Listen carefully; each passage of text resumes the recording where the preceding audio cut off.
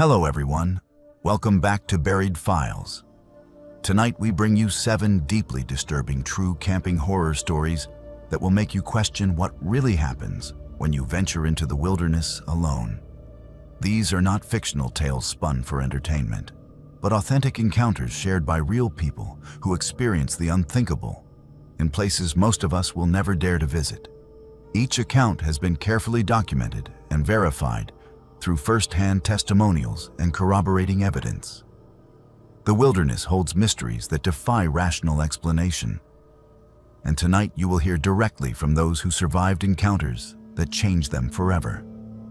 If you appreciate genuine horror content that exposes the dark realities lurking beyond civilization, subscribe to Buried Files and hit the notification bell so you never miss our investigations into the unexplained. After you finish listening to these harrowing accounts, we want to hear from you in the comments below about your own experiences with the unknown. Now settle in as we explore the terrifying truth about what waits in the woods when the sun goes down. Camilla came from the kind of family that believed the outdoors could cure almost anything. Her father had been a wilderness guide before he settled into office work, and he had made sure his daughter knew how to read a compass, pitch a tent in the rain, and start a fire without matches before she turned 10. Every summer of her childhood had been punctuated by camping trips to national parks across the western United States. By the time Camilla turned 19, she felt more comfortable sleeping under the stars than she did in her college dormitory. The decision to attempt her first solo camping trip came during spring break of her sophomore year. Most of her friends were heading to beaches or visiting family. But Camilla craved something different. She wanted to prove to herself that she could handle the wilderness alone, that all those years of training with her father had prepared her for true independence. She chose a trail system in the Cascade Mountains, a moderately difficult route that promised stunning views and relative solitude. The plan was simple: 3 days and 2 nights. A 12-mile loop that would bring her back to her starting point. She spent 2 weeks preparing.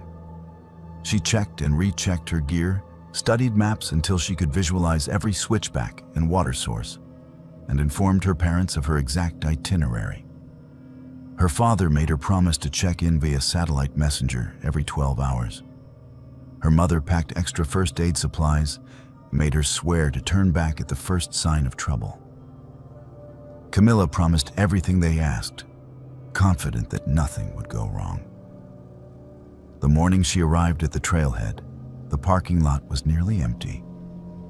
It was a Tuesday in late March, still early in the season, and most serious hikers were waiting for the snow to clear from higher elevations. Camilla pulled into a space near the trail marker, killed her engine, and sat for a moment, breathing in the pine-scented air through her open window. This was it. Her adventure was beginning. She was pulling her backpack from the trunk when she heard footsteps on gravel behind her. She turned to find a man approaching, probably in his early 40s, wearing hiking boots and a faded green jacket. He had the kind of face that could have been friendly under different circumstances. But something about his smile made Camilla's stomach tighten. It was too wide, too eager, and it did not quite reach his eyes.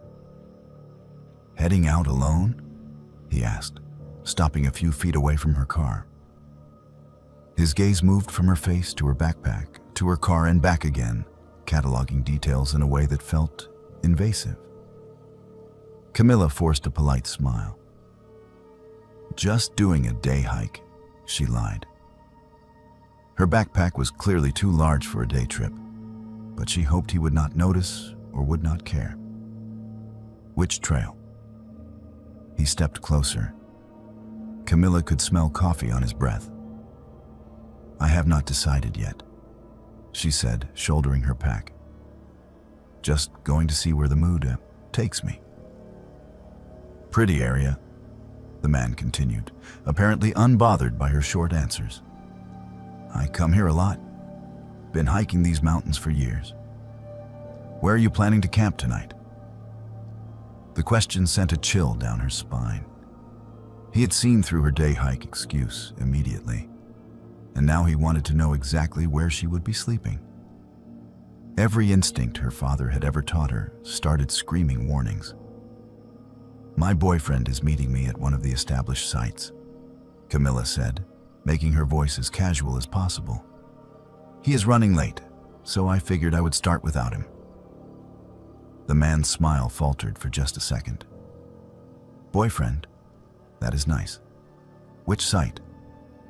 I am not sure of the name, Camilla said, backing toward the trailhead. We are still figuring it out. Nice talking to you. She did not wait for his response. She turned and walked quickly toward the trail, resisting the urge to run. Her heart was pounding so hard she could feel it in her throat.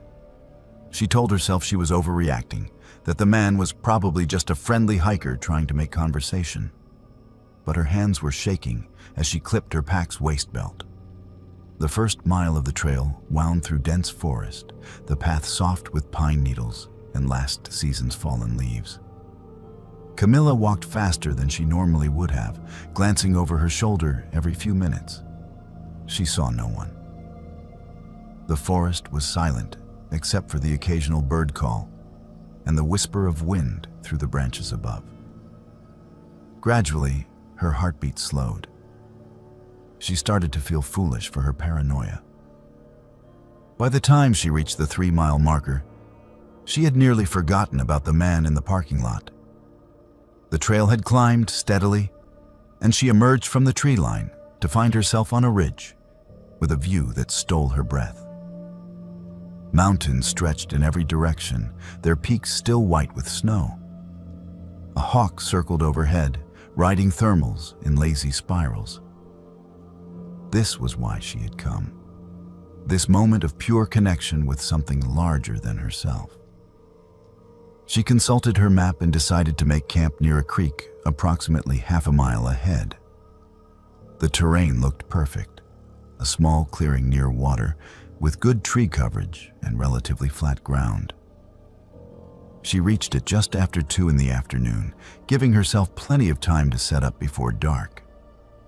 The clearing was even better than she had hoped. The creek burbled over smooth stones, clear and cold. A fire ring made of blackened rocks indicated that others had camped here before, though there was no recent trash or evidence of occupation. Camilla dropped her pack and started the familiar routine of setting up camp. She pitched her tent on level ground, hung her food bag from a high branch to keep it away from bears, and gathered firewood from the surrounding forest. It was while she was collecting wood that she noticed the boot prints. They were pressed into the soft earth near the creek bank, clearly recent. Adult-sized, probably male based on the size. That was not unusual. Other hikers used this area. But as Camilla followed the prints with her eyes, she realized they formed a complete circle around her campsite. Someone had walked the entire perimeter of the clearing, stepping carefully, deliberately, as if surveying the space. Camilla told herself it meant nothing. Another hiker had probably scouted this spot and decided to camp elsewhere. But the prints looked fresh, probably from that morning, and she had not passed anyone on the trail. She pushed the thought away and focused on building her fire. Dinner was freeze-dried beef stew, rehydrated with creek water she had filtered and boiled. She ate slowly, watching the sun sink behind the mountains and paint the sky in shades of orange and purple. As darkness settled over the forest, she activated her satellite messenger and sent her parents the pre-arranged check-in message. Day 1 complete, all good. Made camp at coordinates previously discussed, weather clear. Her father's response came within minutes. Proud of you, kiddo. Stay safe. Check in tomorrow morning. Camilla smiled and tucked the device into her jacket pocket. She added more wood to the fire and settled in to read by headlamp, a thriller she had been saving for this trip. The irony of reading about fictional danger while camping alone in the wilderness was not lost on her. She read for an hour, until her eyes grew heavy. The fire had burned down onto glowing coals. She doused it thoroughly with creek water, double-checked that her food bag was secure, and retreated to her tent. She changed into sleep clothes, crawled into her sleeping bag, and listened to the night sounds of the forest. Owls called in the distance. Something small rustled through the underbrush nearby, probably a mouse or vole. The creek continued its endless murmur. Camilla was drifting off when she heard the footsteps. They were careful, measured, the sound of someone trying to walk quietly, but not quite succeeding. Boots on dead leaves. She froze, barely breathing, every muscle tense. The footsteps circled her tent slowly. She could track their progress by sound alone. They passed the door of her tent, moved around the back, came up the other side. Then they stopped. Silence pressed in, heavier than before. Camilla's hand crept toward the canister of bear spray she kept next to her sleeping bag. Her fingers closed around the cold metal. She waited, straining to hear anything over the pounding of her own heart.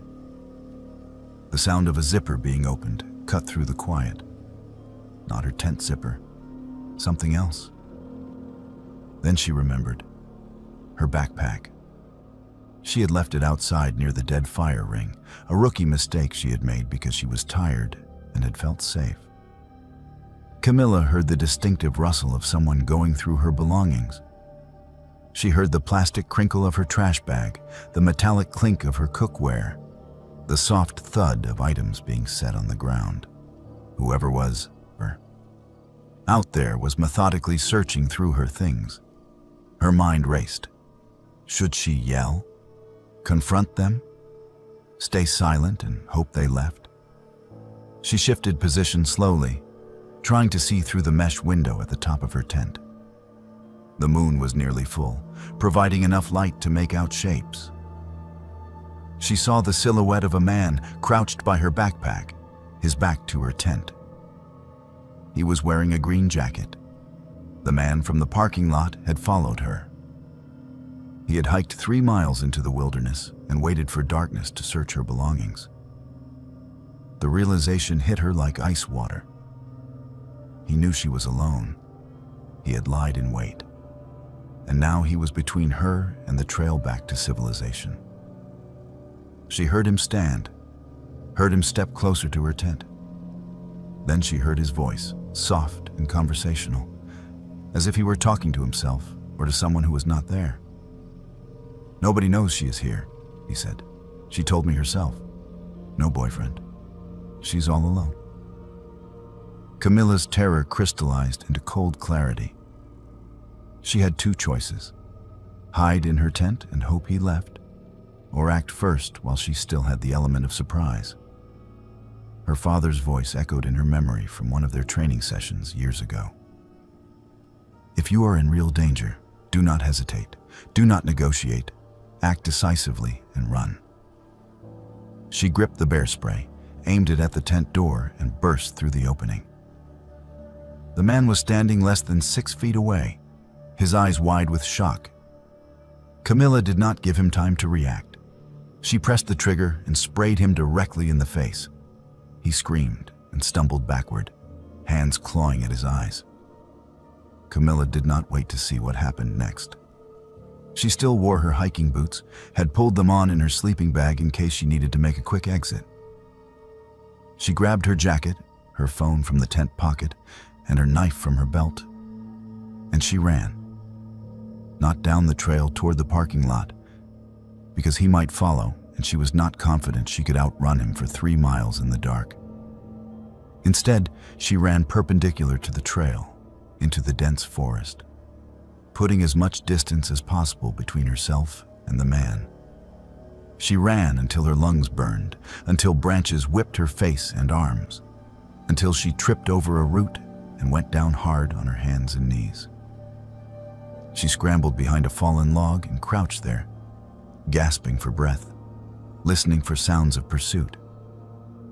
She heard him crashing through the forest behind her, cursing, calling out. "I just wanted to talk," he shouted, his voice raw and desperate. "I was not going to hurt you. Come back." Camilla stayed silent, pressing herself against the log, making herself as small as possible. The man's voice grew more distant. He was moving in the wrong direction. After what felt like hours but was probably only minutes, the forest fell silent again. She waited until the moon moved visibly across the sky before she dared to move.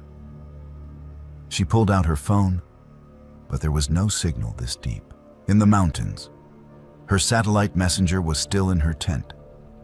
She had nothing but the clothes she wore, a knife, and her wits. Camilla made a decision.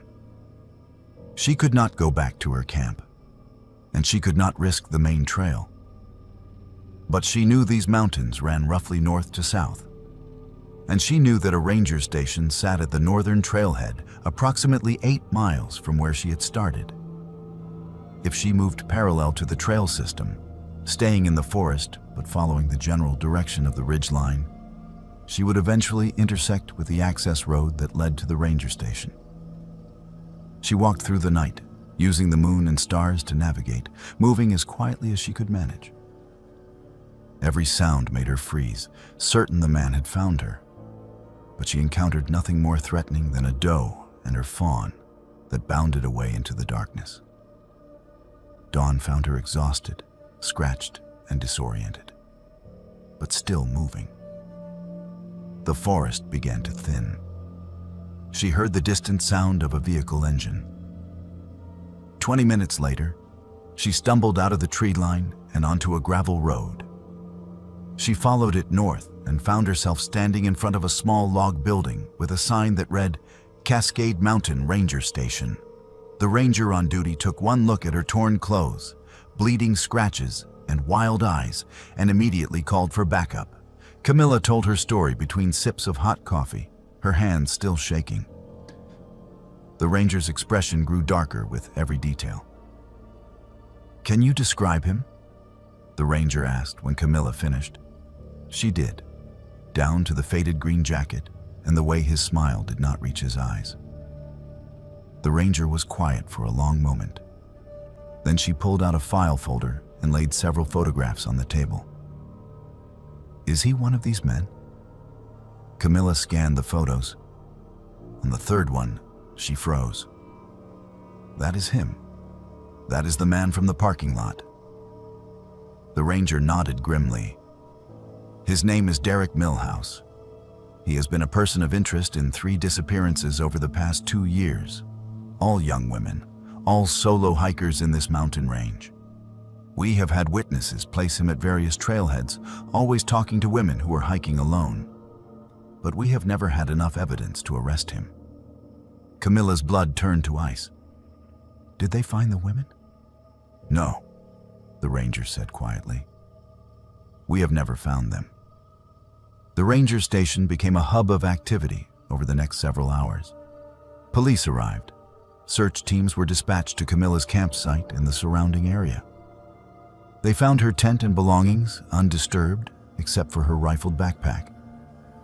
They found boot prints matching Derek Millhouse's known shoe size.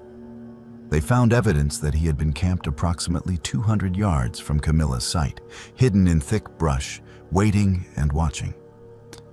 But they did not find Derek Millhouse. He had vanished into the mountains as if he had never existed. Camilla stayed with her parents for 2 weeks after that night. She had nightmares every time she closed her eyes, visions of green jackets and 2 wide smiles in tents surrounded by circling footsteps. The police called periodically with updates. They had found Millhouse's car abandoned at a different trailhead 40 miles away. They had issued a warrant for his arrest. They were still searching, but weeks turned into months, and Derek Millhouse remained at large. Camilla started camping again eventually. because she refused to let fear steal something she loved. But she never went alone.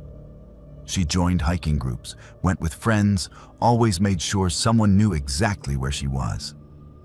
And sometimes, late at night when she could not sleep, she thought about those 3 missing women. She wondered if they had met Derek Milhouse at Trailheads. She wondered if they had noticed his smile did not reach his eyes. She wondered if they had heard his footsteps outside their tents in the darkness. And she wondered, with a sick certainty that made her stomach turn, whether she was the only one who had been lucky enough to run fast enough, far enough, to survive. Gabriel had always been the type of person who needed proof before he believed anything. As a graduate student in wildlife biology, he had spent 5 years studying animal behavior through the lens of empirical evidence and scientific methodology. Ghost stories were entertaining, certainly, but they belonged in the same category as fairy tales and urban legends. Cultural artifacts that revealed more about human psychology than actual supernatural phenomena. His thesis focused on nocturnal predator patterns in the Appalachian Mountains, specifically how apex predators like bobcats and black bears adjusted their hunting behaviors based on seasonal changes and human encroachment. The research required extensive fieldwork, which meant spending weeks at a time camping in remote wilderness areas, setting up camera traps, recording audio, and documenting animal tracks and scat. Gabriel had done this work for 3 years without incident. The forest held no mysteries for him, only data waiting to be collected and analyzed. The trip that changed everything began in late October.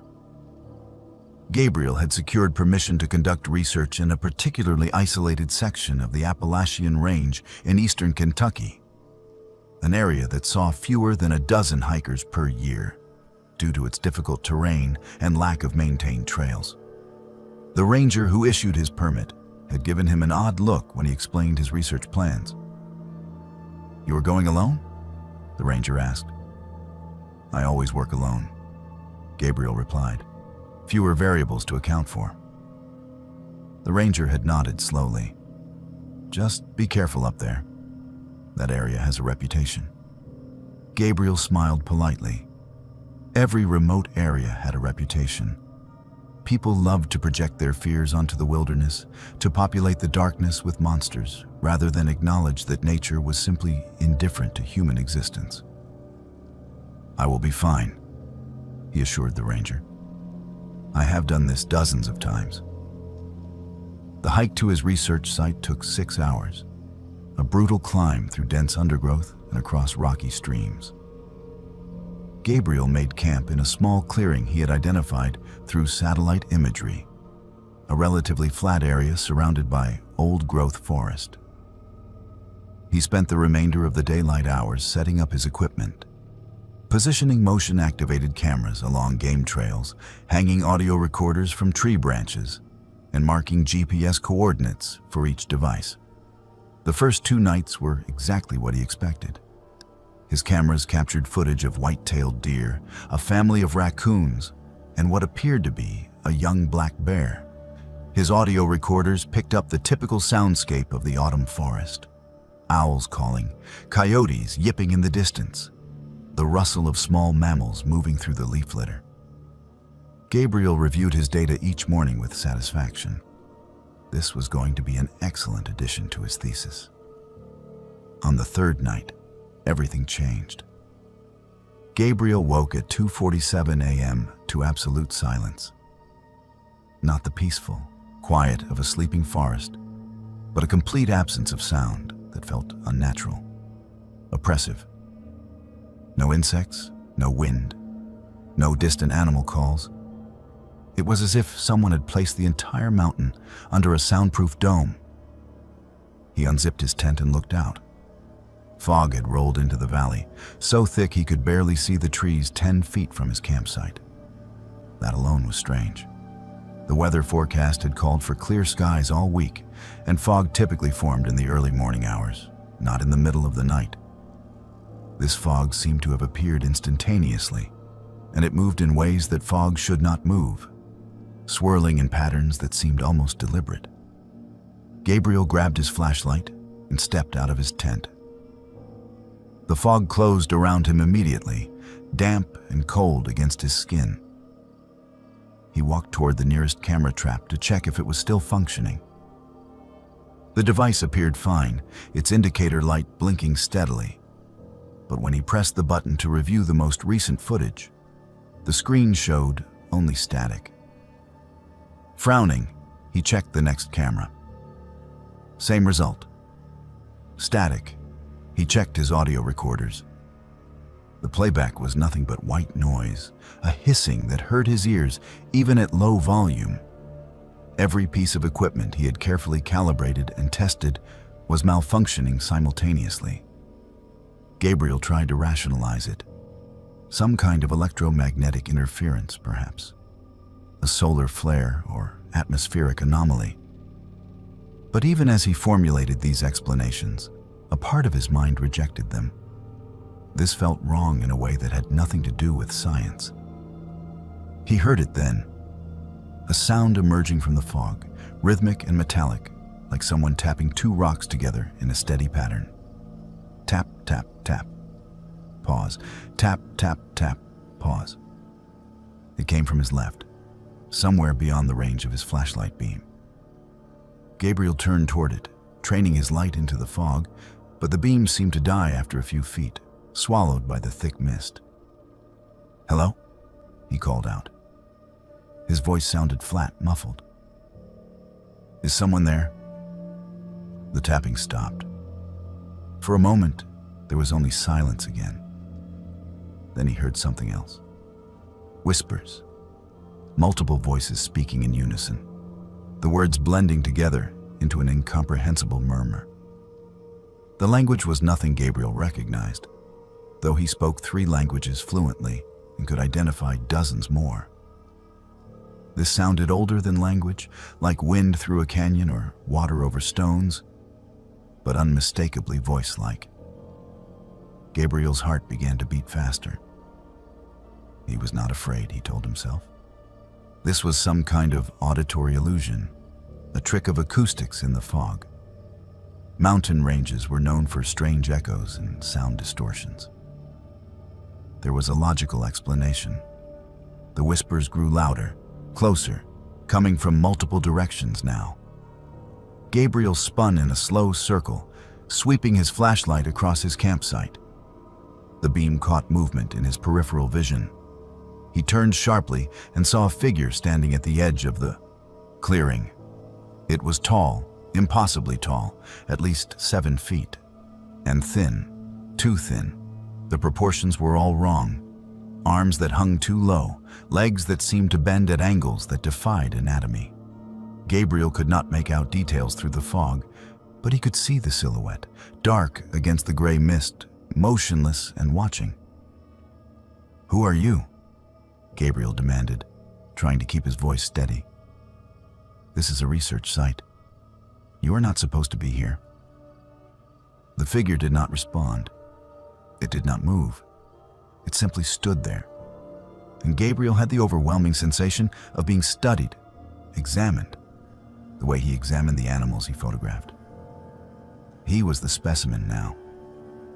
Gabriel took a step backward toward his tent.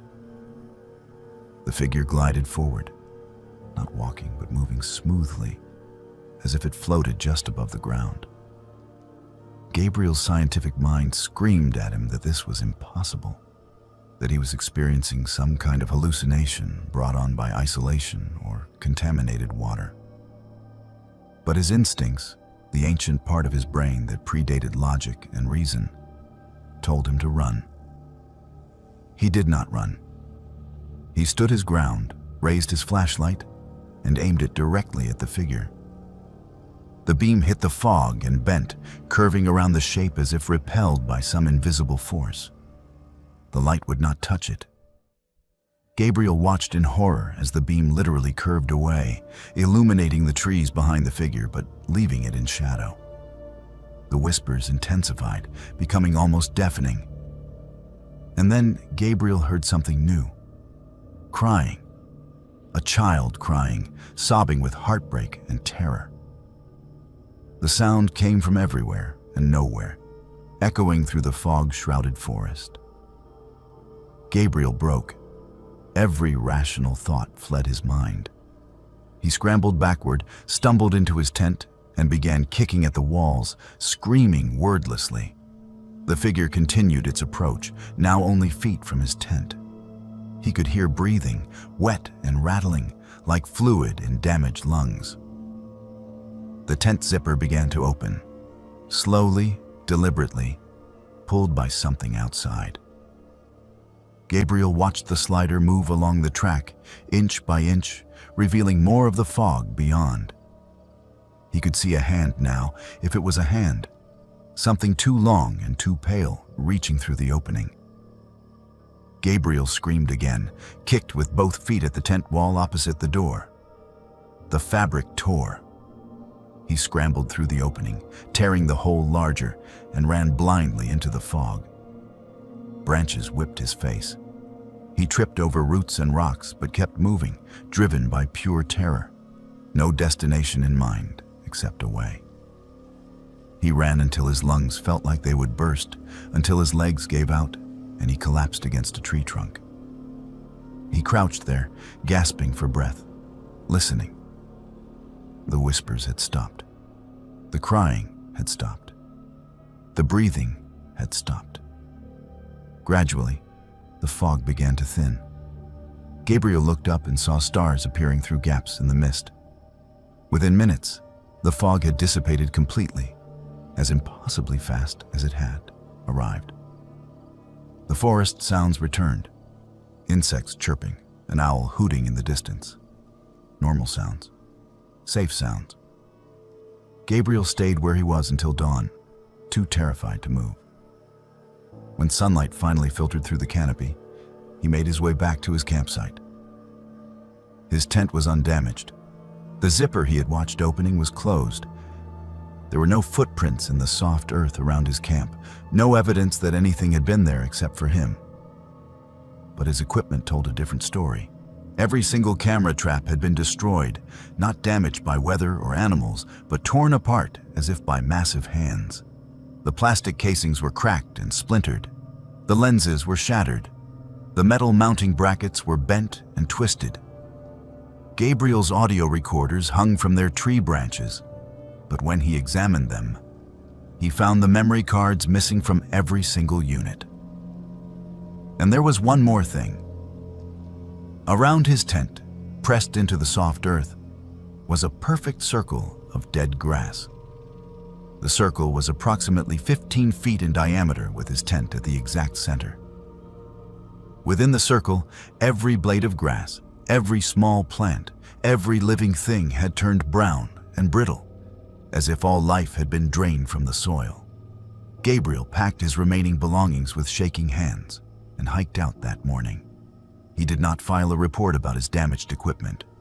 He did not tell his thesis advisor what had happened. He simply requested a change of research location and a new topic. A month later, against his better judgment, he returned to the site with 2 colleagues, telling them only that he wanted to verify some unusual data. The dead circle was still there. His colleagues examined it, took soil samples, photographed it from multiple angles. They theorized about fungal infections, chemical spills, lightning strikes. Gabriel let them theorize. He did not tell them the truth. The soil samples came back from the lab inconclusive. No fungus, no contamination, no radiation, no explanation whatsoever for why every living thing in that perfect circle had died simultaneously.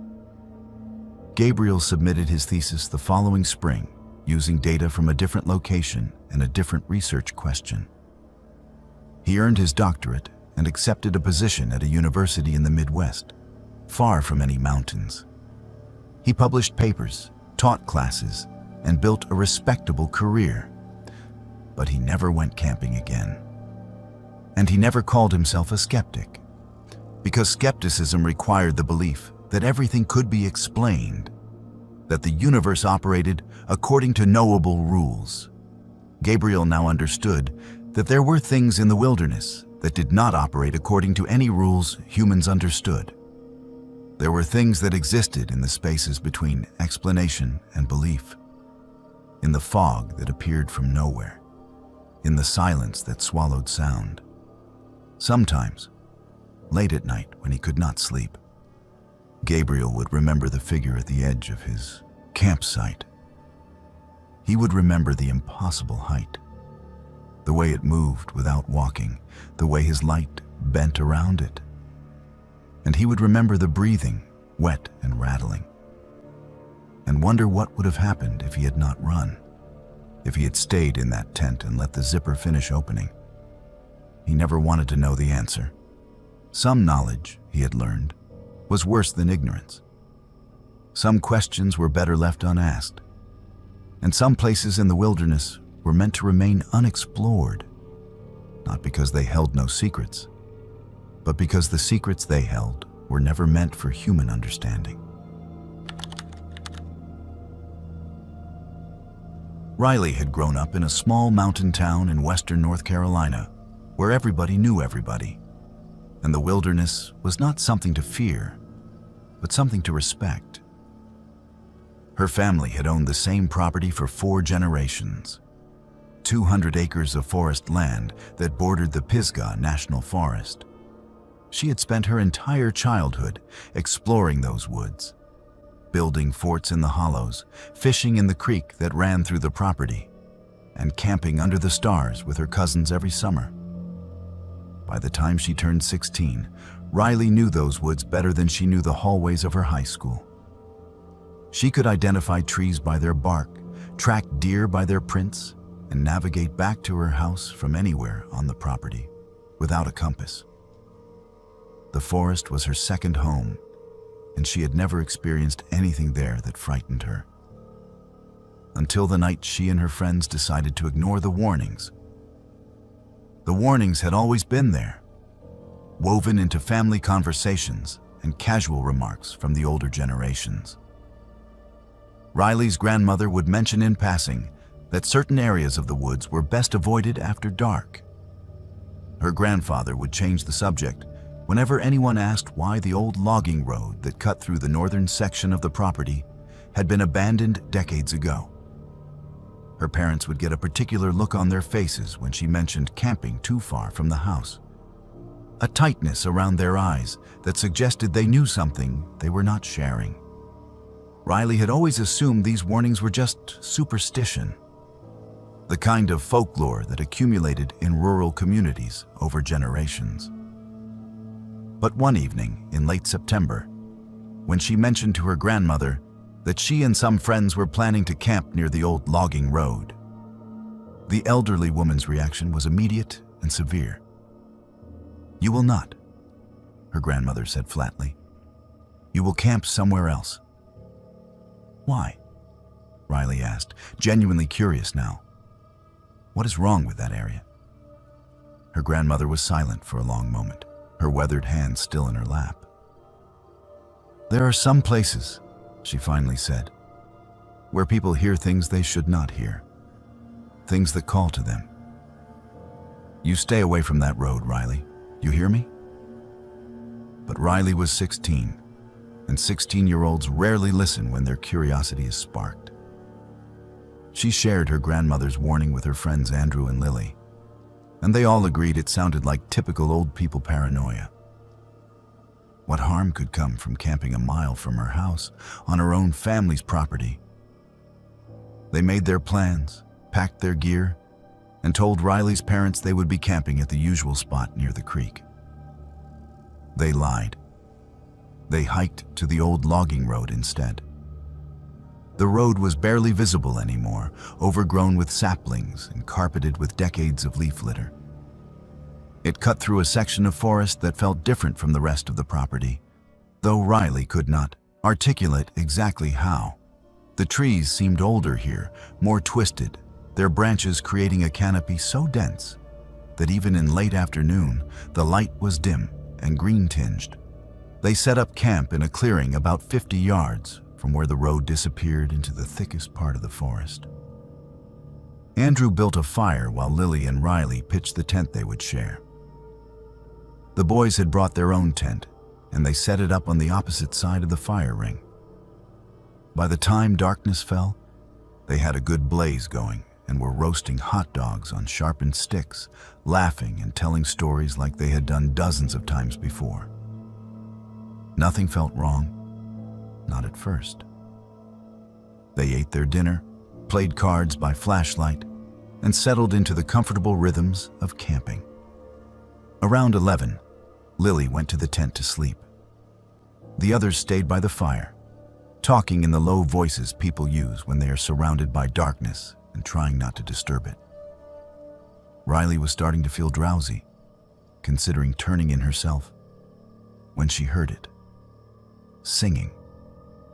A woman's voice, clear and beautiful, carrying through the night air from somewhere deeper in the forest. The melody was unfamiliar, but haunting, the kind of tune that immediately lodged itself in your memory. But it was the language that made Riley's skin prickle. The words were in no language she recognized, syllables that seemed to flow together like water, rising and falling in patterns that felt ancient. "Do you hear that?" she whispered to Andrew. Andrew was staring into the darkness, his expression blank. "Yeah," he said. "I hear it." The singing continued, seeming to come from everywhere and nowhere.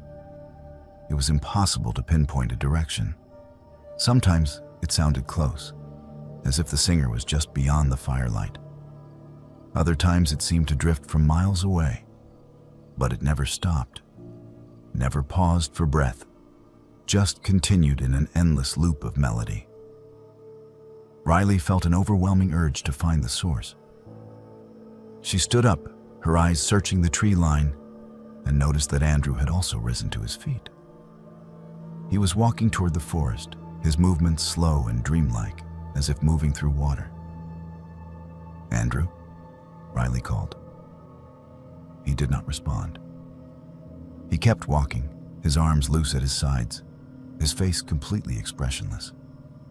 He walked past the edge of the firelight and into the darkness beyond. Riley ran after him. She grabbed his arm and tried to pull him back, but he was stronger than she expected. He shook her off without even looking at her and continued walking. The singing grew louder, more insistent, and Andrew moved toward it like a moth drawn to flame. "Lily!" Riley screamed. "Help me!" Lily burst from the tent, saw what was happening, and immediately grabbed Andrew's other arm. Together, they pulled, but Andrew fought them with a strength that seemed impossible for someone his size. He thrashed and twisted, trying to break free, his eyes unfocused and distant. He did not speak, did not acknowledge them, just struggled to reach the singing that continued to pour through the darkness. They managed to drag him back to the fire. Riley wrapped her arms around his chest from behind, while Lily held his legs. He bucked and writhed, making sounds deep in his throat that were not quite words. His skin was burning hot to the touch, fever hot, and sweat poured down his face. The singing changed. It was no longer beautiful. It became harsh, discordant, angry. The melody twisted into something that hurt to hear, notes that seemed to scrape against the inside of Riley's skull. The forest around them came alive with the sound, trees creaking and groaning as if in response, branches rustling though there was no wind. Riley did not know how long they held Andrew. It felt like hours. Her muscles screamed with exhaustion. Andrew's struggles grew weaker, but never stopped completely. Lily was crying, begging Andrew to snap out of it, but he gave no sign of hearing her. Then, as suddenly as it had begun, the singing stopped. The silence that followed was absolute.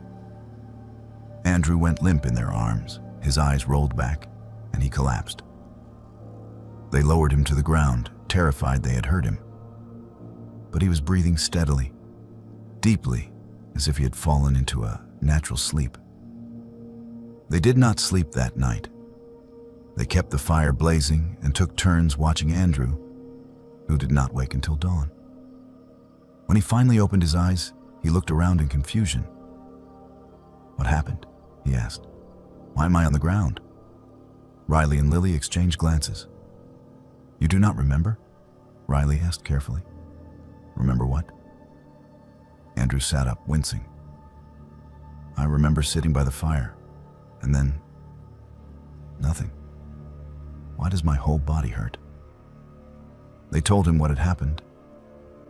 Andrew listened with growing horror, touching his arms where bruises were already forming from where they had held him. He had no memory of the singing, no memory of trying to walk into the forest, no memory of fighting them.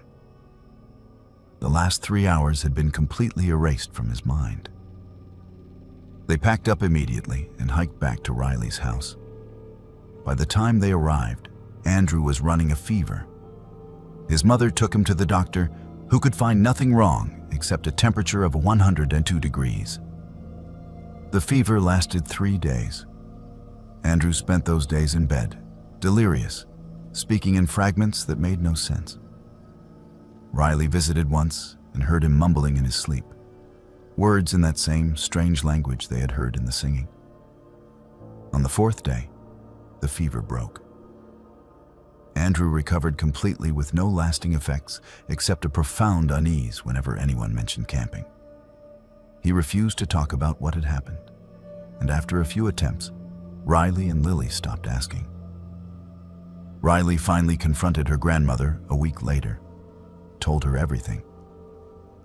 The old woman listened without interruption, her face growing graver with each detail. When Riley finished, her grandmother was quiet for a long time. "There is a story," she finally said, "that my grandmother told me. Back in the 1930s, during the Depression, a woman lived in a cabin near that logging road. She had a baby boy, just a few months old. One winter, the baby disappeared. Some said he wandered off. Others said an animal took him. The woman searched for weeks, walking through the forest, singing lullabies, hoping the baby would hear her voice and cry out so she could find him." Riley felt cold spreading through her chest. "Did she find him?" Her grandmother shook her head. "They found her body 3 months later, frozen in the snow near the old road. But they never found the child. And people said, even after she died, they could hear her singing in those woods at night, singing her lullabies, still searching." "That is just a story, though," Riley said, though she did not believe her own words. "Right?" "Over the years," her grandmother continued, as if Riley had not spoken, "7 young men have gone missing from that area. All of them teenagers or in their early 20s. All of them after people reported hearing singing in the woods. They would wander off, and search parties would find no trace. Some folks say the woman is still looking for her baby. Some say she does not know what she's looking for anymore, just knows she lost something precious. And some say she sees young men and thinks, maybe this time, maybe this one is the child she lost." Riley thought about Andrew's blank eyes, his supernatural strength, the way he had fought to reach the singing. "What happens if they reach her?" she asked quietly. Her grandmother's expression was grim. "Nobody who reaches her ever comes back to tell us." Riley never camped in those woods again. She moved away for college and only returned home for holidays. But sometimes, late at night when the wind was right, she would hear singing drifting from the direction of the old logging road. She would close her windows and turn up the television, trying to drown out the sound. And she would think about Andrew's lost 3 hours, the time he could not remember, and wonder what he had seen or experienced during those moments when something else had control of his mind. He never talked about it. But sometimes Riley caught him staring into the distance with an expression that suggested he remembered more than he admitted. That something from that night still called to him. That part of him was still walking toward the singing in the darkness, and always would be. Caleb had been leading wilderness expeditions for 7 years, and in that time, he had developed a reputation for being both knowledgeable and cautious. He knew the backcountry of the Pacific Northwest better than most people knew their own neighborhoods. He understood weather patterns, could identify edible plants, knew how to navigate by stars and moss and the way water flowed. More importantly, he knew how to keep people safe in environments that did not care whether they lived or died. His philosophy was simple. Respect the wilderness, and it would tolerate your presence. Disrespect it, and you would pay the price. He taught his clients to leave no trace, to move through the forest as quietly as possible, and to never, under any circumstances, disturb things they did not understand. Nature had its own order, its own rules, and humans were guests who needed to remember their place. The expedition that changed everything started like any other. 6 clients had paid for a 5-day guided camping trip through the Cascade Wilderness, an area of old-growth forest that few people ever saw. The group was diverse. 2 couples in their 30s looking for adventure, and 2 solo hikers, Wyatt, a college student on summer break, and a retired schoolteacher named Margaret. They seemed like a good group, experienced enough to handle the terrain, but not so cocky that they would take unnecessary risks. The first day went smoothly. They hiked 8 miles, following a trail that wound through dense stands of Douglas fir and western red cedar. Caleb pointed out animal tracks, identified bird calls, and shared stories about the history of the area. They made camp near a stream, cooked dinner over a fire, and settled in for the night with the satisfaction that comes from a day well spent outdoors. The second day started well enough. They broke camp after breakfast and continued deeper into the wilderness, following a route Caleb had used several times before. But around midday, Wyatt called out from the front of the line, "Hey, Caleb, there is something weird up here." Caleb moved forward to where Wyatt stood at the edge of a clearing. The clearing itself was unusual. Perfectly circular, approximately 30 feet in diameter, with no trees growing within its boundaries. But what caught Caleb's attention was what stood in the center. It was a structure, though calling it that felt generous. Someone had constructed a framework of branches woven together in intricate patterns, forming a rough pyramid about 4 feet tall. Hanging from the branches were bones. Small animal bones, probably from rabbits and squirrels, as well as bundles of dried herbs, strips of bark tied with grass, and small carved figures made from wood. Around the base of the structure were offerings.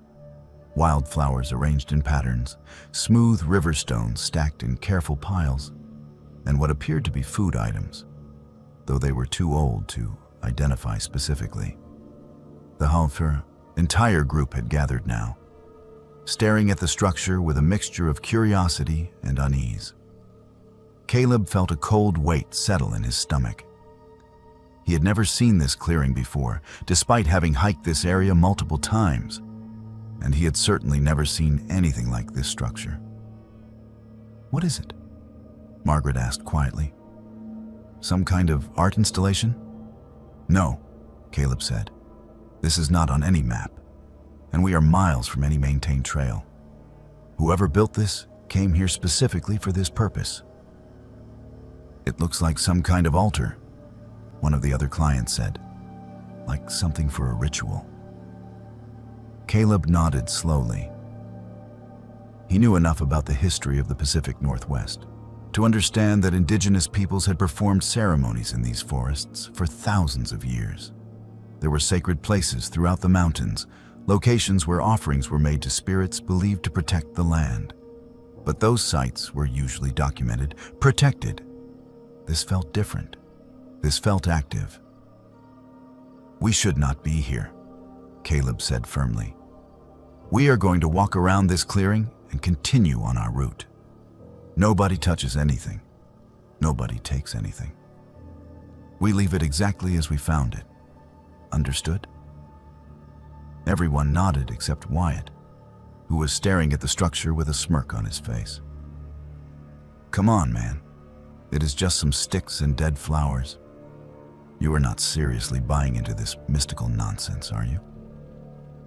"I am serious about respecting things we do not understand," Caleb said, meeting Wyatt's eyes. "We are leaving. Now."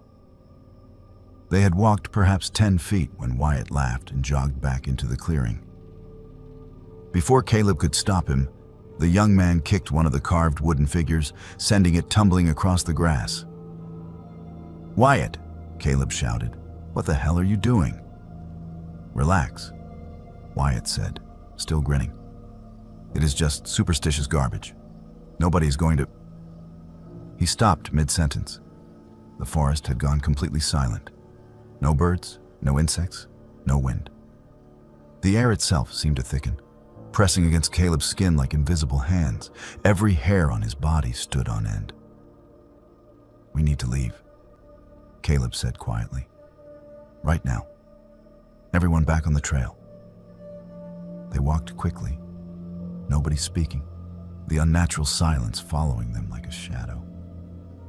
Caleb tried to tell himself it meant nothing, that the sudden quiet was coincidence, but he knew better. He had spent enough time in the wilderness to recognize when something was wrong. They made camp that evening in a different clearing, miles from the structure. Caleb built up the fire larger than usual and made sure everyone stayed close. As darkness fell, he noticed that the silence persisted. No owls called. No coyotes howled. The forest was holding its breath. "I do not feel good," Wyatt said around 9. He was sitting close to the fire, his face pale and slick with sweat. "I think I'm getting sick." By midnight, everyone was having the same nightmare. Caleb woke to the sound of Margaret screaming in her tent. Then one of the couples stumbled out of their tent, both of them shaking and crying. Within minutes, all 6 clients were awake and terrified, all describing the same dream. They had been standing in the clearing, surrounded by the figures made of branches and shadow, tall and impossibly thin. The figures had circled them slowly, speaking in voices that sounded like wind through dead leaves, demanding something. Wyatt had destroyed their offering, and now they wanted recompense. They wanted what was taken returned. They wanted respect shown. They wanted acknowledgement. Caleb had experienced the same dream, vivid enough that he could still feel the presence of those branch figures, could still hear their whispering demands. But more disturbing was the fact that all 7 of them had shared the identical vision. That was not possible. Dreams were private, personal, unless something else was at work. "Where is Wyatt?" Margaret asked suddenly. They searched the camp, calling his name. His tent was empty, his sleeping bag thrown aside. They found him 20 minutes later, standing in a small clearing about 200 yards from their campsite. He was completely unresponsive, staring straight ahead with unfocused eyes. And around him, arranged in a perfect circle, were dozens of dead birds, crows, jays, even a hawk, all lying on their backs with their wings spread. Caleb approached slowly, speaking Wyatt's name gently. The young man did not respond. Caleb touched his shoulder, and Wyatt's head turned mechanically. "They want it back," Wyatt said in a flat, emotionless voice. "They want what was taken. The offering must be restored." Caleb felt ice in his veins. What offering, Wyatt? The wooden figure? The carved figure? the offering of wood and respect. It must be returned, placed correctly. With new offerings, they are angry. They have been wronged. The other clients had gathered behind Caleb, all of them staring at the circle of dead birds. Nobody spoke. The wrongness of the moment pressed down on all of them, undeniable and terrifying. Caleb made a decision. He had spent his entire adult life being rational, being the person who explained away fears with logic and science. But there were some things that existed outside the boundaries of rational thought. Some things that demanded acknowledgement whether they fit into a scientific worldview or not. "Okay," he said to Wyatt. "Okay, we will fix it. We will make it right." He hiked back to the clearing alone, carrying his carving knife and a chunk of firewood. He spent 2 hours carving a replacement figure, trying to match the style of the one Wyatt had kicked. When it was finished, he placed it carefully at the base of the structure where the original had been. Then he added his own offerings: dried fruit from his pack, a handful of herbs he gathered from the forest, and a feather he found near the trail. He spoke aloud, feeling foolish but committed. "I apologize for the disrespect shown. The damage was not intentional malice, but ignorance. I have restored what was taken and added new offerings as a sign of respect. Please accept this and release your hold on the one who caused offense." The moment he finished speaking, sound returned to the forest. Birds began to sing. Insects buzzed. A breeze whispered through the trees. The oppressive weight that had been pressing down on the clearing lifted. Caleb hiked back to camp and found Wyatt sitting by the fire, conscious and confused. The young man had no memory of the night. No memory of standing in the circle of dead birds. No memory of speaking in that flat, emotionless voice. He was exhausted but otherwise unharmed. They broke camp at first light and hiked out a day early. Nobody complained. They were all eager to leave the wilderness behind, to return to a world that made sense. Caleb researched the area after that trip and found scattered references to indigenous ceremonies performed in those mountains for generations. The tribes that had lived there believed in forest spirits, protectors that demanded respect from anyone who entered their territory. Offerings were made to ensure safe passage. Disrespect was punished. He never led groups near that clearing again. He marked it on his private maps with a warning: "Sacred site, do not approach." And twice a year, in spring and autumn, he returned alone to leave offerings: food, carved wood, flowers. He did not know if it mattered, if anyone or anything received them. But he left them anyway. Because Caleb had learned something during that expedition that all his years of experience and education had not taught him. The wilderness was older than human understanding. It operated according to rules that predated science and logic. And some things, some places, demanded respect not because it made sense, but because the alternative was unthinkable. He thought about Wyatt sometimes, wondered if the young man remembered more than he admitted, wondered if something had changed in him during those lost hours. But mostly Caleb thought about the circle of dead birds, about shared nightmares, about voices like wind through dead leaves making demands in the darkness. And he continued to leave his offerings, acknowledging powers he could not explain, respecting mysteries he would never understand, remembering that humans were guests in the wilderness, and guests who forgot their manners rarely received a second chance to learn. Eleanor had been planning her solo backpacking trip through the Sierra Nevada mountains for 6 months. She was 32 years old, a data analyst from Sacramento who spent 50 weeks a year behind a computer screen and lived for the 2 weeks when she could disconnect completely and lose herself in the wilderness. She was methodical in her preparation, the same way she was methodical about everything in her life.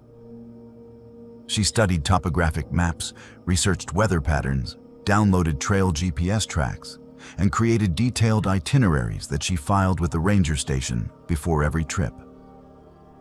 On July 12, 2019, she loaded her pack into her Subaru and drove 3 hours to the trailhead. The ranger who processed her permit was young, maybe early 20s, and barely glanced at her route plan before stamping the paperwork and wishing her a good trip. Eleanor appreciated the lack of fuss. She was tired of well-meaning rangers who questioned whether a woman should be hiking alone, as if gender somehow determined competence in the backcountry. The trail started with a steep climb through Jeffrey pine and red fir, gaining 2,000 feet of elevation in the first 3 miles. Eleanor settled into the rhythm of hiking, her breathing steady, her legs strong from months of training. By noon, she had reached the ridgeline and paused to eat lunch while gazing out at a landscape of granite peaks and alpine lakes stretching to the horizon. She made camp that evening beside a lake at 9,200 feet, exactly where her itinerary indicated. The water was crystal clear and cold enough to make her gasp when she washed her face. She filtered water for dinner, pitched her tent on a flat spot cushioned with pine needles, and hung her food bag from a branch to keep it away from bears. As the sun set behind the mountains, painting the sky in shades of orange and purple, Eleanor felt the familiar sense of peace that only came from being completely alone in the wilderness. She woke at 3 a.m. to the sound of music. At first, she thought she was dreaming. But as she came fully awake, she realized the sound was real. Someone was playing music, something tinny and distant, like an old radio. And there were voices, multiple voices talking and laughing, echoing across the lake. Eleanor unzipped her tent and looked out. Through the trees on the opposite side of the lake, approximately 200 yards away, she could see the glow of a campfire. A large campfire, much bigger than any responsible camper would build, sending sparks spiraling into the night sky. Her first reaction was annoyance.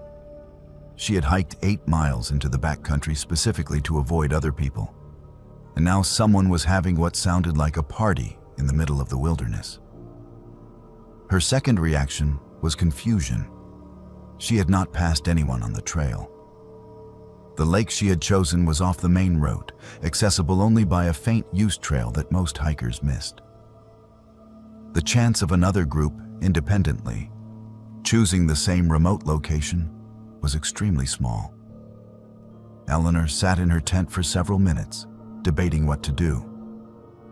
The noise was not terribly loud, and complaining would require hiking around the lake in the dark, which seemed both dangerous and antisocial. She decided to ignore it, pulled her sleeping bag over her head to muffle the sound, and tried to go back to sleep. But sleep would not come. The music continued, and the voices grew louder, more animated. She could not make out words, but the tone suggested people having a good time, drinking perhaps, celebrating something. The responsible part of Eleanor's brain worried about fire safety. That blaze looked large enough to spread if someone was not careful. And if they were drinking, they might not be careful. Finally, at 3:45 a.m., Eleanor made a decision.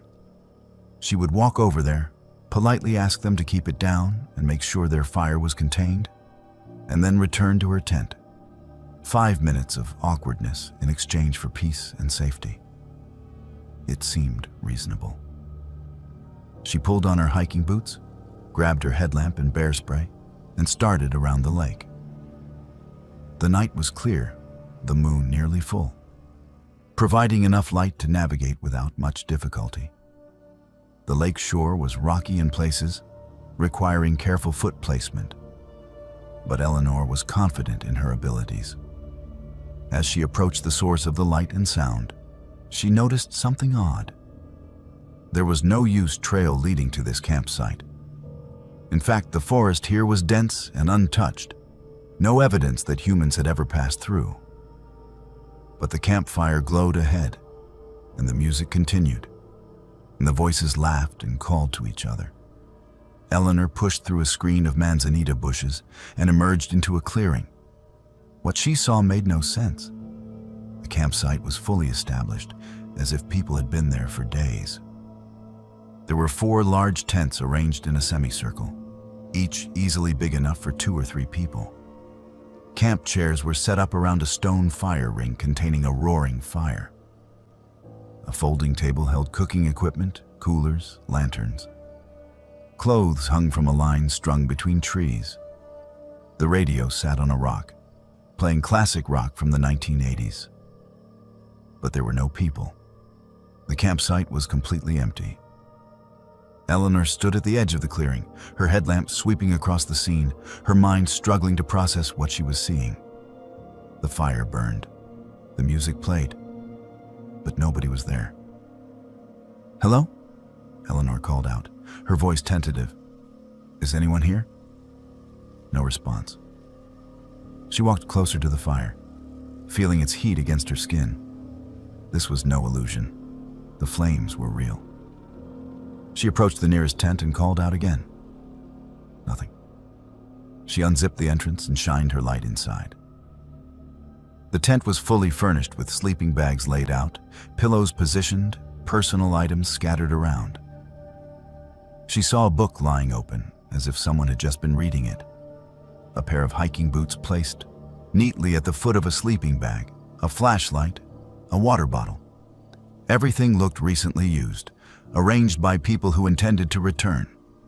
Eleanor checked the other tents. All the same. Fully equipped, recently occupied, but empty. She returned to the fire ring and examined the table more closely.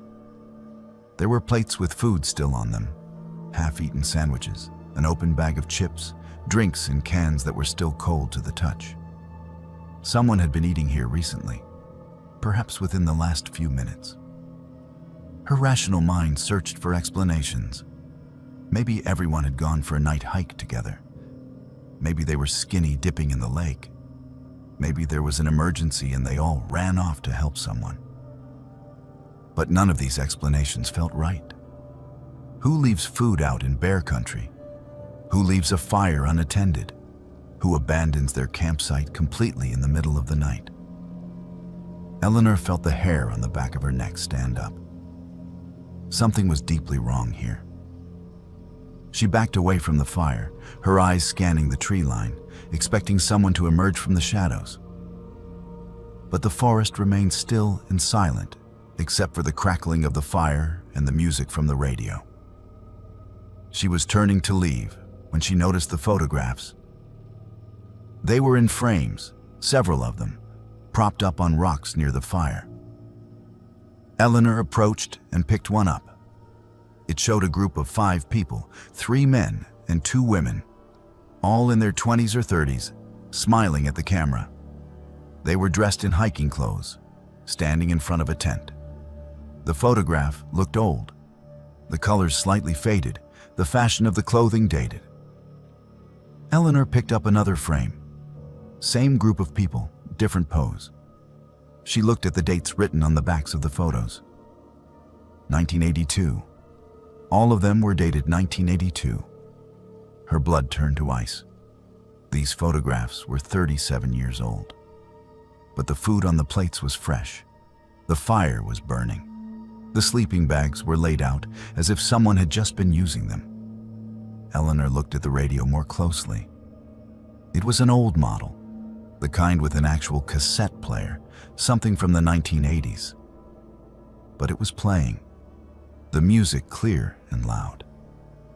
Eleanor ran. She crashed through the bushes, not caring about the noise, not caring about stealth, driven by pure instinct to get away from that impossible campsite. She stumbled over roots, branches tearing at her clothes and skin, her headlamp beam bouncing wildly. Behind her, the music abruptly stopped. Then every single tent collapsed simultaneously, as if someone had pulled all the stakes at once. She heard the whoosh of fabric falling, the clatter of poles hitting the ground. Eleanor did not stop running until she reached her own campsite. Her hands shook so badly she could barely work the zippers on her pack, but she managed to stuff everything inside. Tent, sleeping bag, food, equipment. Everything went into the pack in a jumbled mess. She did not care about organization. She just needed to leave. She needed to be away from this place, away from the impossible campsite and the photographs from 1982 and the fire that burned for nobody.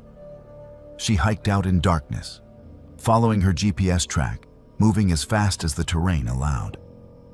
When she reached the trailhead at 6:30 a.m., she drove directly to the ranger station without stopping to rest.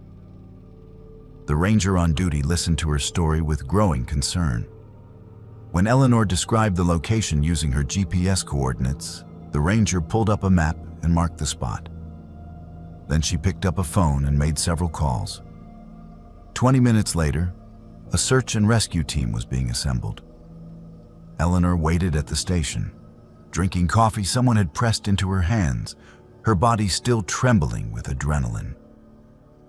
The search team returned that afternoon. They had found nothing.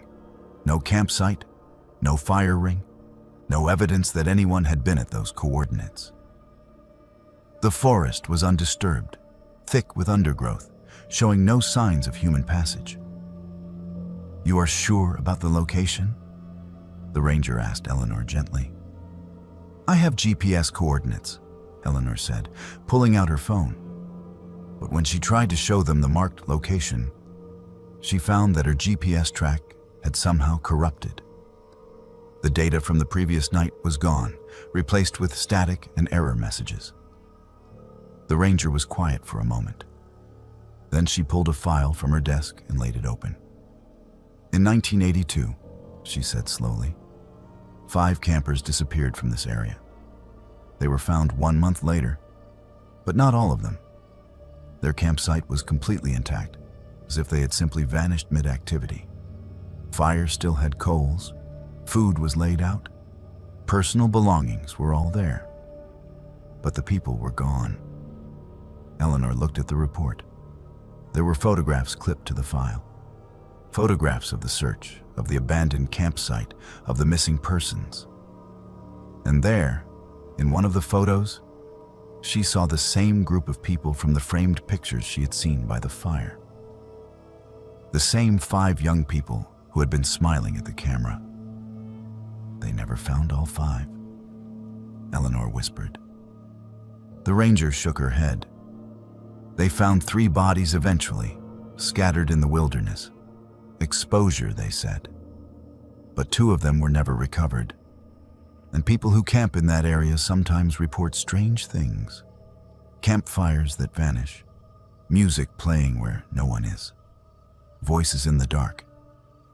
Eleanor drove home that day and did not return to the mountains for 8 months. When she finally did go camping again, she chose a different range, hundreds of miles away. But sometimes, late at night, she wonders what she saw beside that lake.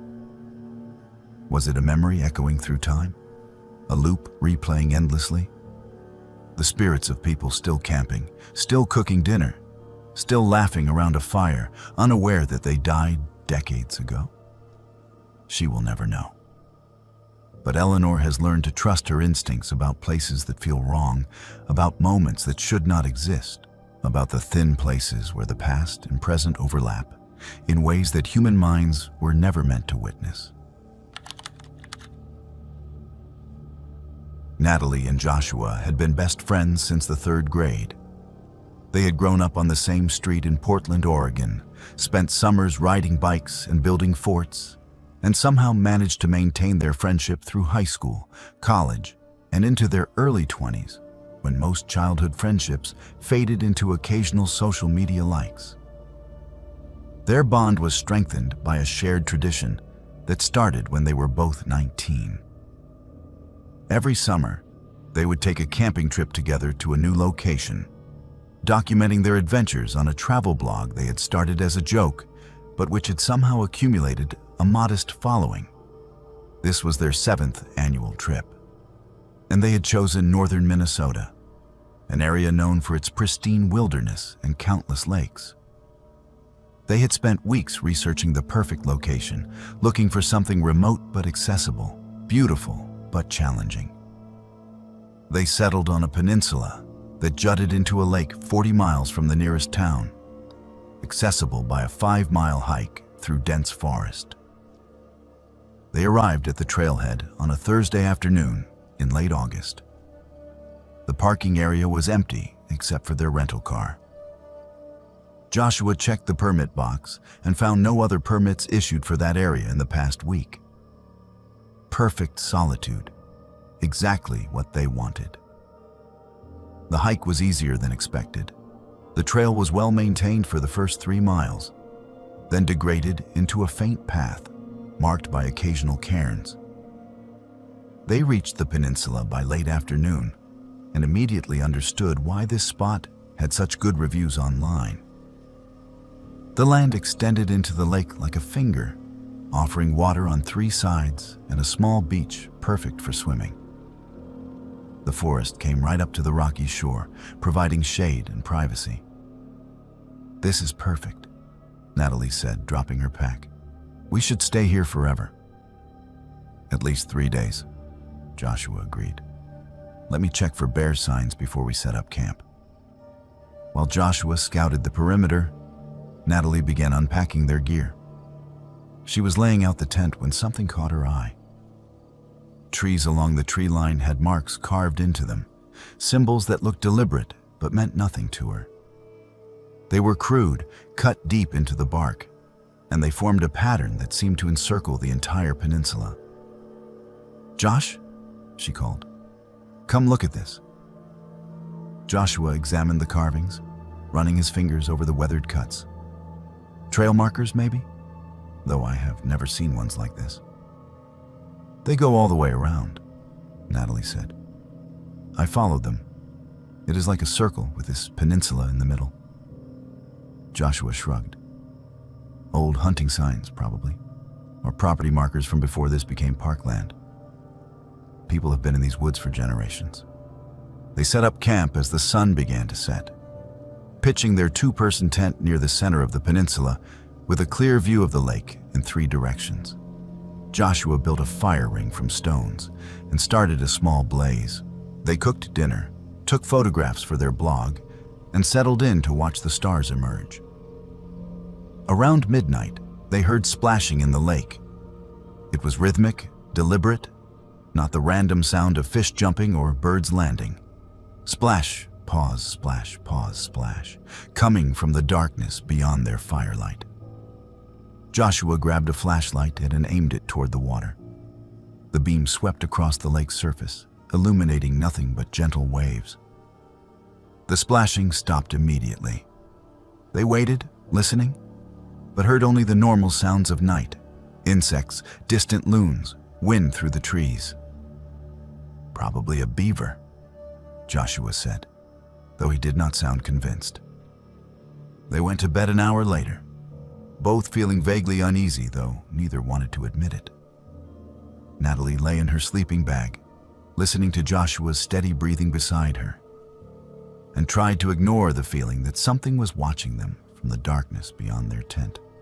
She woke to find morning sun streaming through the tent fabric and Joshua already up, making coffee over a rebuilt fire. Everything looked normal in daylight, beautiful even, with mist rising off the lake and birds singing in the trees. "Our food bag is down," Joshua said when she emerged, "but nothing is torn. It was untied, not chewed through." They examined the bag together. Joshua had hung it properly, using the counterbalance method that made it impossible for bears to reach. Yet somehow it had been lowered to the ground, the rope untied in a way that required human-level dexterity. The food inside was scattered, but not eaten. Joshua circled the tree where the bag had hung, studying the ground. "There are tracks here," he said quietly. "Come look." Natalie knelt beside him. The mud near the tree showed clear impressions. 5-toed prints that looked almost human but were too long, too narrow, with claw marks at the tips of each toe. And they were large, easily twice the size of Joshua's footprint. "What animal makes tracks like that?" Natalie asked. "I do not know," Joshua admitted. "Should we leave?" They debated for an hour. In daylight, with sun warming their skin and the lake sparkling blue before them, the previous night's unease seemed foolish. They decided to stay, but agreed to take watches during the night, to keep the fire burning, to stay alert. The day passed without incident. They swam, read books, napped in the sun. But as darkness fell again, tension returned. They kept the fire blazing higher than necessary, burning through their firewood faster than planned. Natalie took the first watch, 10 p.m. to 1 a.m. Joshua went to the tent, but she knew he was not sleeping. Could hear him shifting position every few minutes. She sat by the fire, feeding it constantly, her eyes scanning the tree line. At 11:30, she saw movement across the lake. A figure stood on the opposite shore, perfectly still, watching their campfire. It was too dark to make out details, just a silhouette darker than the surrounding darkness. It did not move, did not acknowledge her stare. Just watched. "Josh," Natalie called softly. "There is someone over there." Joshua emerged from the tent and looked where she pointed. "I do not see anything." "Right there, by that dead tree. A person standing." She stopped. The figure was gone. "It was there, I swear." Joshua took over at 1 a.m. Natalie retreated to the tent but could not sleep. She lay there staring at the tent ceiling, listening to the fire crackle and Joshua moving around outside. At 2:30 a.m., she heard his voice, tight with fear. "Natalie, do not freak out. But there is something circling our camp." She was out of the tent in seconds. Joshua stood by the fire, his flashlight sweeping the tree line. Natalie could hear it now. Footsteps in the forest, just beyond the reach of firelight. Slow, deliberate steps moving around them, staying at a constant distance. "What is it?" she whispered. "I do not know. It started about 15 minutes ago. It just keeps circling." Joshua walked toward the sound, his flashlight extended. The footsteps stopped. He took another step. The footsteps started again, but now they were behind him, as if whatever was making them had moved impossibly fast. Joshua ran back to the fire. They stood together, back to back, trying to watch all directions at once. The footsteps continued, patient and methodical, circling endlessly. Sometimes they heard breathing, deep and rasping. Sometimes branches would crack, suggesting something large moving through the undergrowth. They did not sleep. They kept the fire burning and waited for dawn. When light finally broke over the lake, the sound stopped. They packed their belongings in silence, their hands shaking from exhaustion and fear. As they collapsed the tent, Natalie found the tracks, fresh prints in the soft earth, completely encircling where their tent had stood. Whatever had made them had stood outside while they slept, watching them for extended periods based on the depth of the impressions. But worse were the offerings. Small items had been placed around their campsite during the night. Things they had not brought. Animal bones arranged in patterns, wildflowers tied with grass, smooth stones stacked in tiny cairns, each placed carefully, deliberately, while they had been mere feet away. "We are leaving," Joshua said, "right now." They started hiking back at 7 a.m., moving faster than was wise on the rough trail. 2 miles in, Natalie heard something moving parallel to them, staying just out of sight in the dense forest. She could hear branches breaking, bushes rustling, keeping pace with them. "Josh," she said quietly, "we are being followed." They walked faster. The sounds kept pace.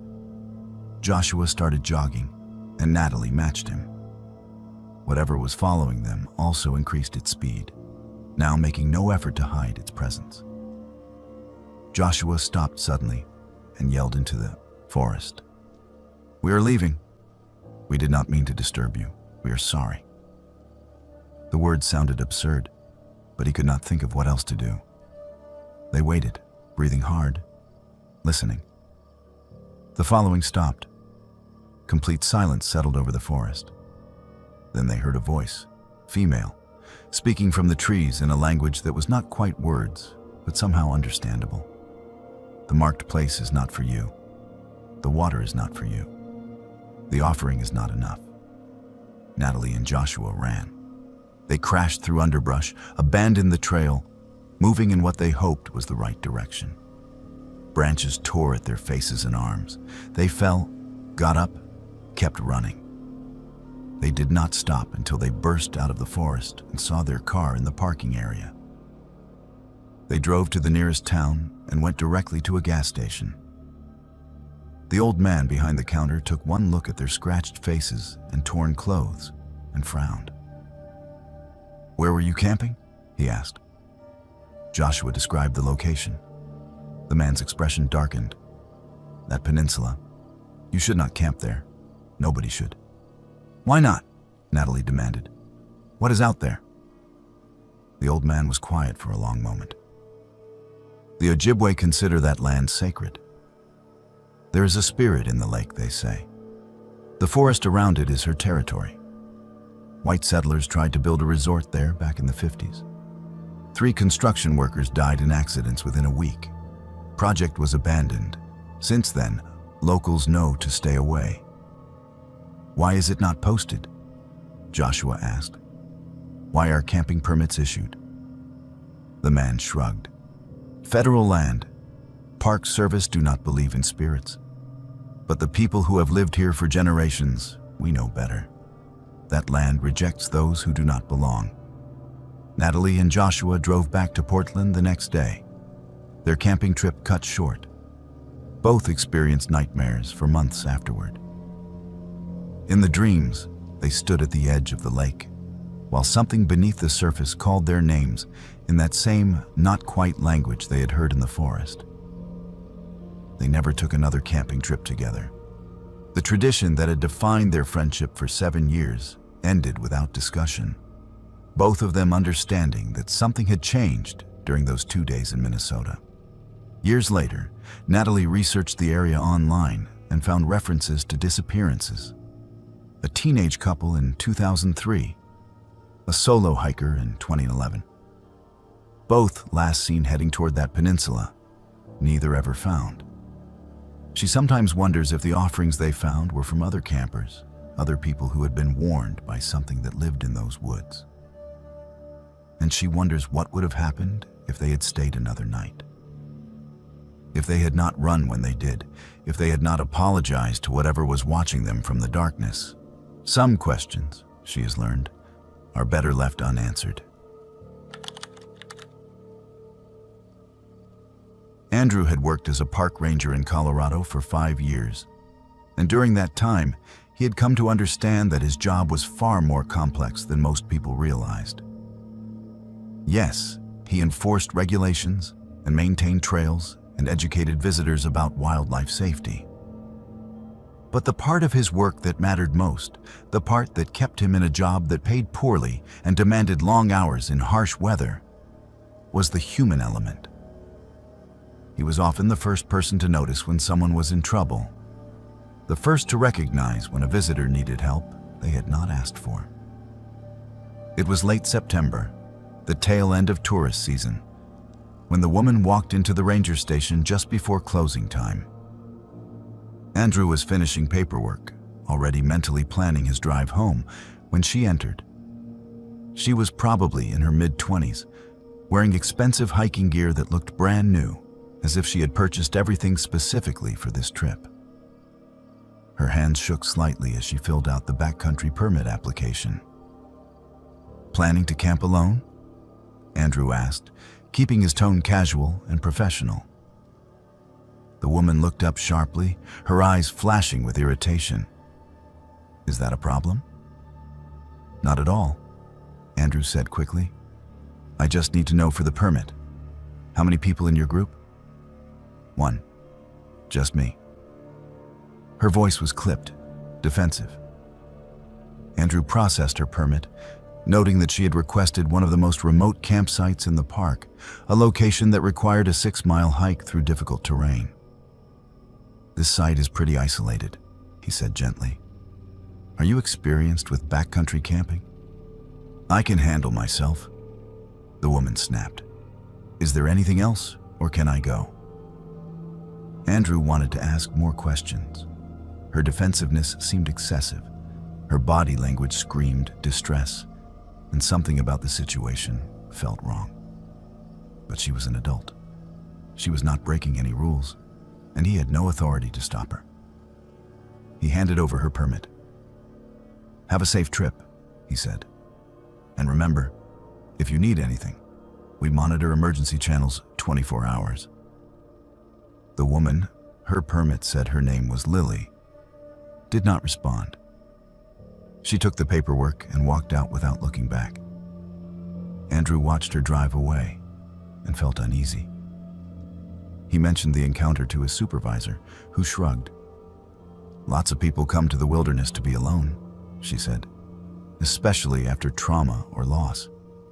Give her space." But Andrew could not shake the feeling that something was wrong.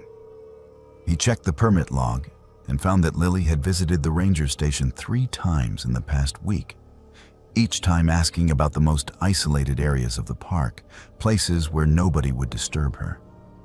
Each ranger who had helped her noted that she seemed agitated and rude. 2 days later, Andrew was on patrol when he decided to check on her. He told himself it was standard procedure, that rangers frequently checked on solo campers in remote locations. But truthfully, he was worried. He hiked the 6 miles to her designated campsite and found her there, sitting by a small fire, staring into the flames. She looked terrible. Dark circles under her eyes suggested she had not slept.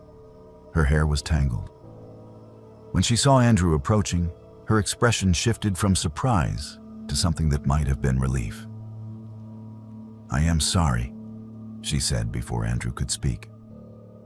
"I was rude to you at the station. I did not mean to be."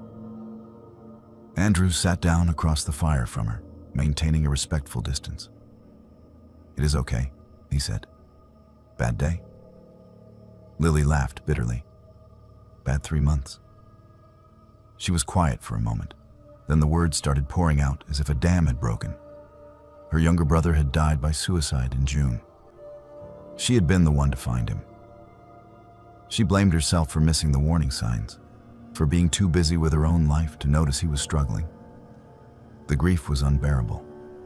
She could not sleep, could not eat, could not stand being around people who offered sympathy but did not understand. Andrew listened without interrupting. He had learned that sometimes people did not need advice or solutions. They just needed someone to witness their pain. "That is why I came here," Lily said.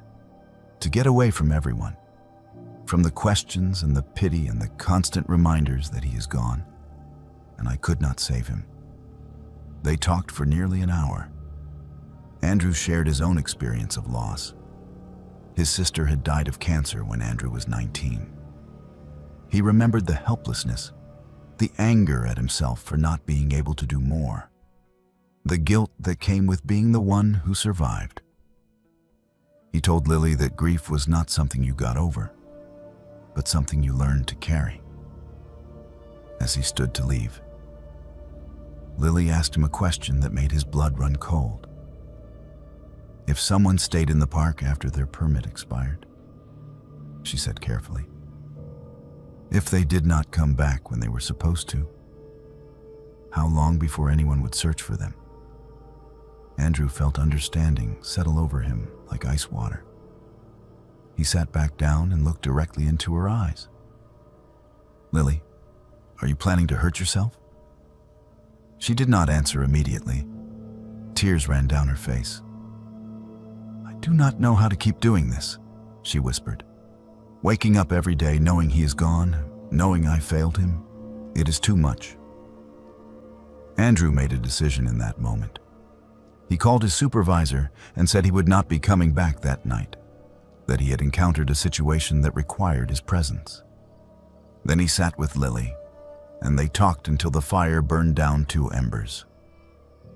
He talked about his sister, about the darkest moments after her death, when he also had not wanted to continue. He talked about how grief changes over time, how it never truly goes away, but becomes part of who you are, rather than something that destroys you. "Your brother would not want this," Andrew said gently. "He would not want his death to cause yours." "How do you know?" Lily asked bitterly. "You did not know him." "No," Andrew agreed. "But I know that people who love us, even when they are struggling with their own pain, do not want us to suffer because of them. Your brother was in pain so deep, he could not see any other way out. But if he could have seen the future, if he could have known how his death would affect you, I believe he would have chosen differently." Lily cried for a long time. Andrew kept the fire going and waited. Eventually she asked, "How do you do it? How do you keep going?" "One day at a time," Andrew said. "Some days are harder than others, but you find reasons. Small things at first, then bigger things. And eventually, you realize you owe it to the people you have lost to live well, to honor their memory by surviving." The next morning, Andrew hiked out with Lily. She was quiet but seemed steadier. He drove her to the nearest town and connected her with crisis counselors. She agreed to check into a facility that specialized in grief counseling and trauma recovery. 3 days later, Andrew received a call. Lily's permit had expired, but she had not checked out. He explained the situation to his supervisor, who contacted the counseling center. Lily was safe, had voluntarily admitted herself for treatment, and had asked them to thank the ranger who had talked to her. Over the following year, Andrew received occasional letters from Lily. She wrote about her recovery, about the hard work of processing grief, about learning to forgive herself for things that were never her fault. She thanked him repeatedly for seeing her pain, for asking the hard questions, for caring whether she lived or died. In one letter she wrote, "You saved my life that day. Not because you stopped me from doing something terrible, though maybe you did, but because you reminded me that I mattered, that someone cared whether I existed or not. In that moment, when I felt most alone, you showed me kindness, and that kindness was enough to make me want to try one more day." Andrew kept her letters in his locker at the ranger station. He thought about her often, especially during training sessions for new rangers, when he told them about the human side of the job, about watching for signs that someone was struggling, about asking uncomfortable questions, about recognizing when enforcing rules was less important than saving a life. He thought about all the campers he had encountered over the years, the ones who came to the wilderness seeking solitude or healing or escape. He wondered how many of them had been standing at their own edges, literal or metaphorical, waiting for someone to notice, someone to care enough to ask if they were okay. The story could have ended tragically. If Andrew had not followed his instincts, if he had not checked on Lily, if he had not asked the difficult question about her intentions, she might have become another statistic, another missing person report, another search and rescue operation that ended in recovery rather than rescue. But because one person paid attention, because one person recognized pain beneath anger, because one person was willing to sit by a campfire and share his own vulnerability, Lily got a second chance. She got the opportunity to discover that grief, while devastating, was not insurmountable. That life, even with loss, still held meaning and purpose and moments of unexpected joy. Andrew learned something important during those hours by the fire with Lily. His job was not really about protecting the wilderness or managing resources or enforcing regulations. Those things mattered, certainly, but they were secondary to the real purpose: protecting people. Sometimes that meant rescuing someone from a cliff, or treating a snakebite, or helping a lost hiker find the trail. But sometimes it meant recognizing when someone was asking for help in the only way they knew how, when their rudeness was masking desperation, when their questions about isolation were really questions about whether anyone would notice if they disappeared. Years later, when Andrew thought about that September evening, he remembered Lily's tears reflecting firelight, her hands wrapped around a cup of tea he had made from supplies in his pack, her voice breaking as she admitted how close she had come to giving up. He remembered feeling inadequate, worried that his words were not enough, that his own experience with grief could not possibly help someone else's pain. But he had been enough. His presence, his willingness to listen, his honest sharing of his own darkest moments. These simple acts of human connection had been enough to pull someone back from the edge. And that, Andrew believed, was what it truly meant to be a ranger. Not just protecting the land, but protecting the people who came to it, seeking something they could not find in their regular lives. Sometimes they sought beauty or adventure or solitude, but sometimes they sought an ending, and Andrew's job was to help them find a beginning instead.